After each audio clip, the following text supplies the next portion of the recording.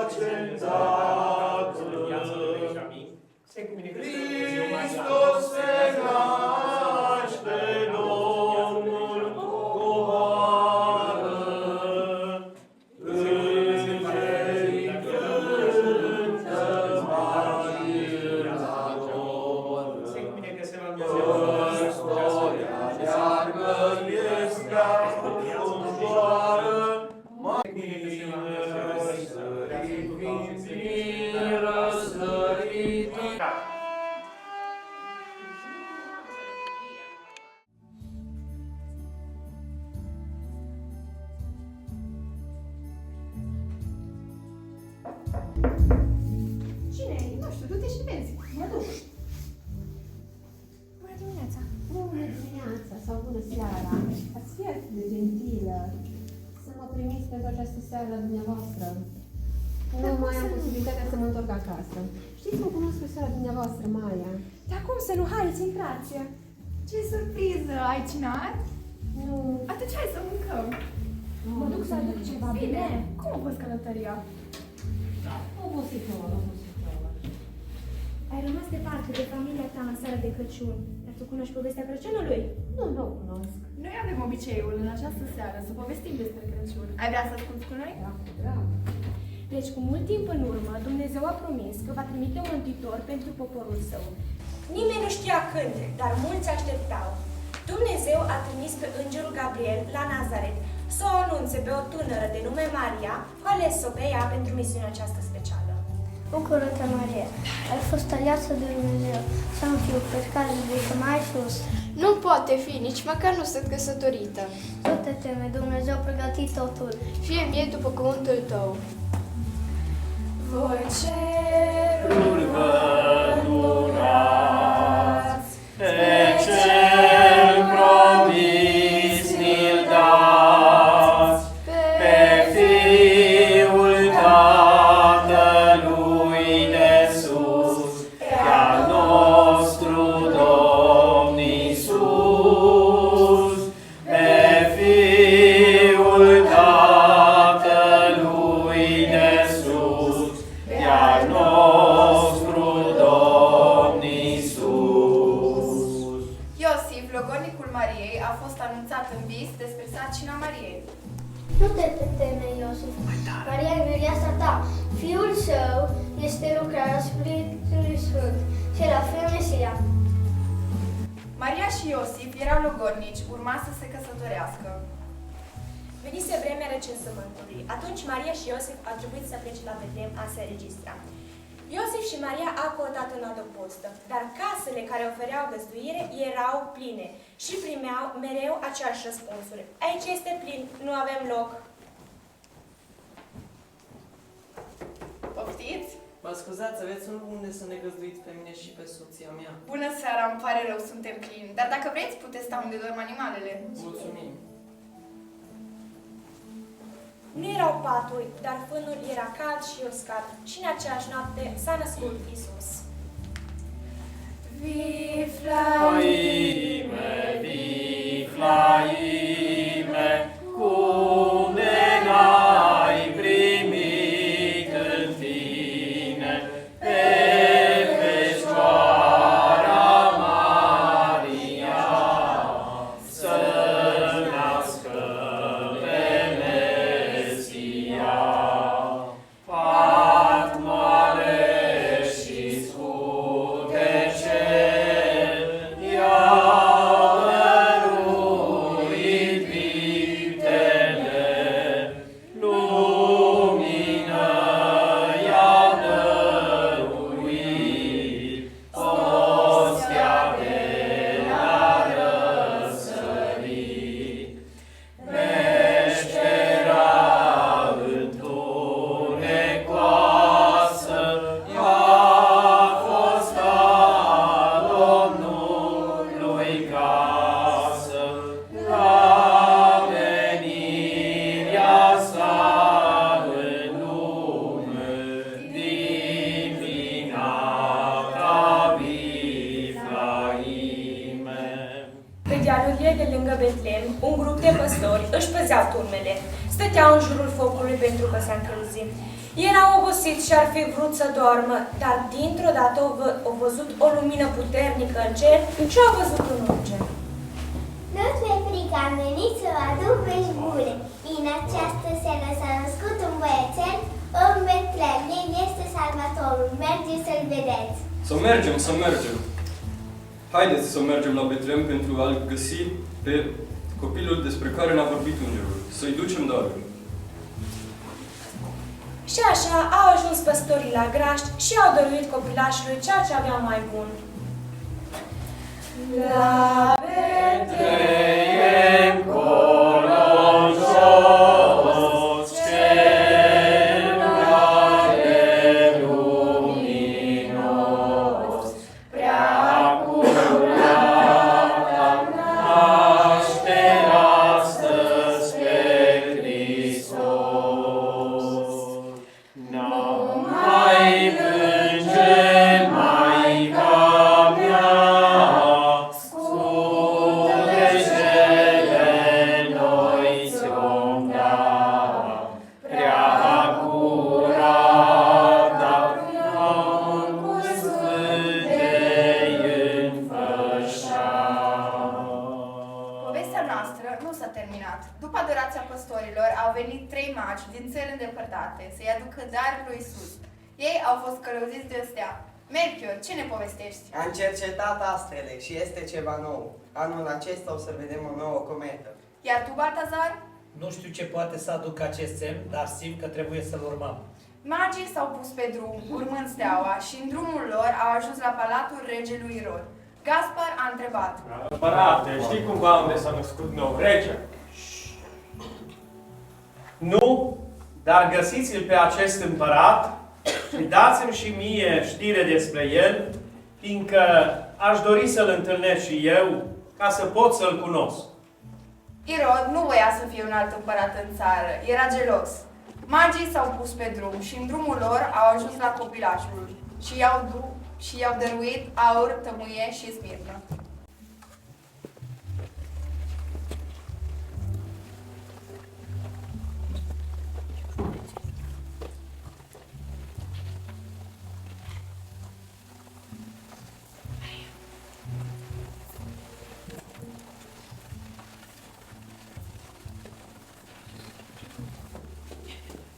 La Betlehem, într-o peșteră, Maria lângă pruncul sfânt veghează.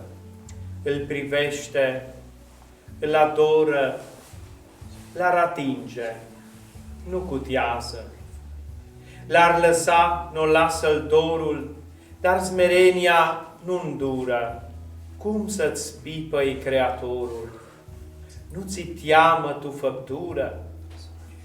Însă dragostea-i mai tare ca fiorii ei de teamă și aplecându-se îl sărută și la sânul ei de mamă îl cuprinde, mângâindu-i paradisul din obraz. Adâncită în bucuria negrăitului extaz. Și în tăcerea nopții sfinte își adapă ochii plini în oceanele de ceruri ale ochilor divini. Iar vorbi, iar spune multe, dar se simte atât de mică, numai inima-i cutează să mai bată și să zică. Ai venit din ceruri, soare, pe pământul întunecată, și din noaptea acestei, peștrei, strălucivei neîncetată. Ai venit din cer, iubire, pe aceste raiuri rece, și din frigul acestei, peșteri, încălzivei lumea în veci. Ai venit, păstorul mare, de pe munții tăi înalțe, micșorându-te pe tine, ca pe oameni să-i înalțe. Ai venit în lume, Doamne, din cerescul tău palat, să te naști sărac în lume, ca să-l faci pe om bogat. Ai venit trimis de Tatăl, iară, tu, împlinindu-i plamul, ai întrumenit divinul, îndumnezeind umanul. Ai venit, Iisuse, Doamne, ca să-ți mântui lumea ta, dar mă întreb cu înfiorare, vei putea iar el ierta? Că pământul te primește în acest moment măreț, cu atâta nepășare și cu atât de mult dispreț, cum aș vrea să-ți schimb acum hruba peșterii în palată, iar această iezne în leagănă, cum e buza de curat. Cum aș vrea să alerg pe ulițe și prin veacuri cerșetoare, să-ți aduc în dar copile, mii de inimi iubitoare. Cum aș vrea să fiu eu, însumi leagănă, scutece și fașă, însă inima mea leagănă și în iubirea ei te-n fașă. Iar în timp ce glasul cântă, slavă întru cei de sus, anunțând lumii îmbrăjbite pacea pruncului Iisus, se aud prin aer zvonuri de cucernice murmururi, preamărind neprihănirea feceriei ei de-a purului.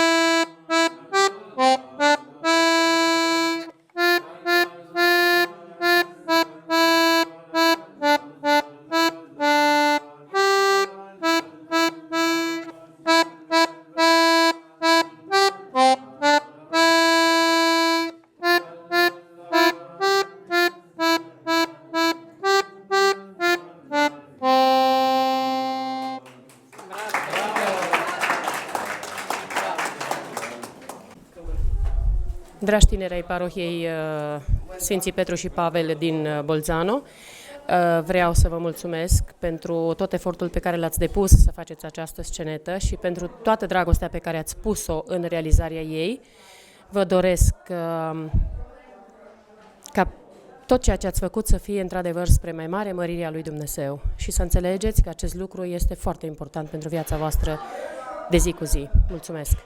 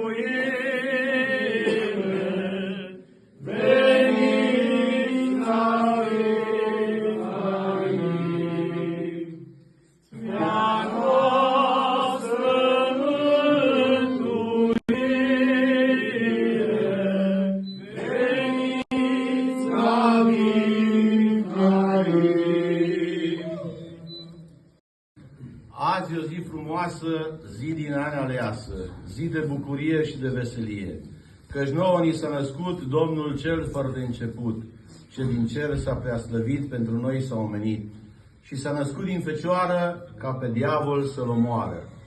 Cu această plecăciune m-voi tulbura și voi spune: Hristos, fiind om bun, plecând în lume, răstignindu-se pe cruce, aducându-ne nouă odihnă dulce, 3 crai de la răsărit care prin Rifalim au venit și întrebând de Hristos de împăratul cel frumos, aducându-lui închinăciuni și daruri. Aceste daruri dăruite să fie de dumneavoastră primite. Primiți toți, frați bucuroși. Aveți, oameni buni, gură de a mulțumi că ne-a dăruit Domnul Gazdă o sticlă de pălincă de la Maramureș, de unde dumnealui a golit Dumnezeu să împlinească cu 1000 și cu 1.000.000. Un colac mare, mândru și frumos, Dar nouă nu ni se va recola cu mare mândru și frumos că e perița lui Hristos. Primiți toți frații bucuroși. Și un kil de vin, sarmale, jnițele și tot ceea ce au pregătit ei. Primim! De ușa creștine, deschide ușa creștine, că venim și noi la tine, la mulți ani cu bine, că la viclari m-am fost, că la viclari m-am fost, unde s-a născut Hristos, la mulți ani cu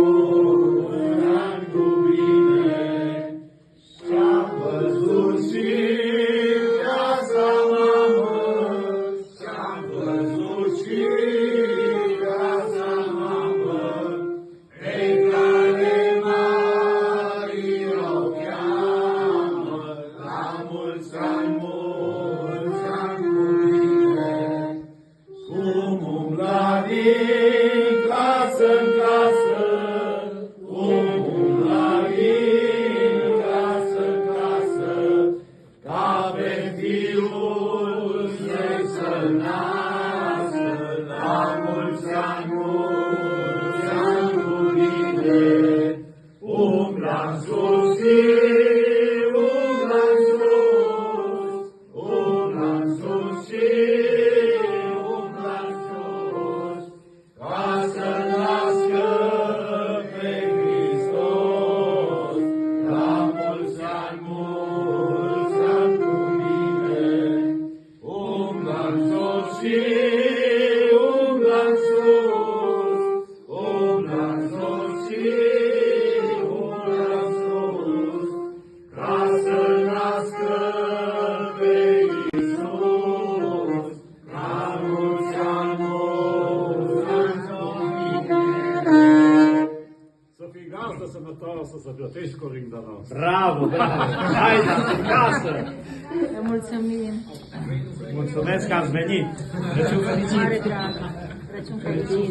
Asemenea, Crăciun fericit la toată lumea! Crăciun fericit, Maria! Crăciun fericit, Maxim! Crăciun fericit!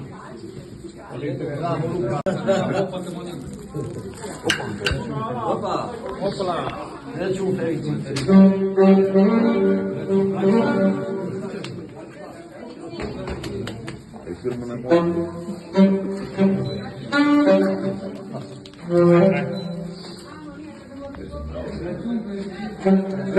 Bravo!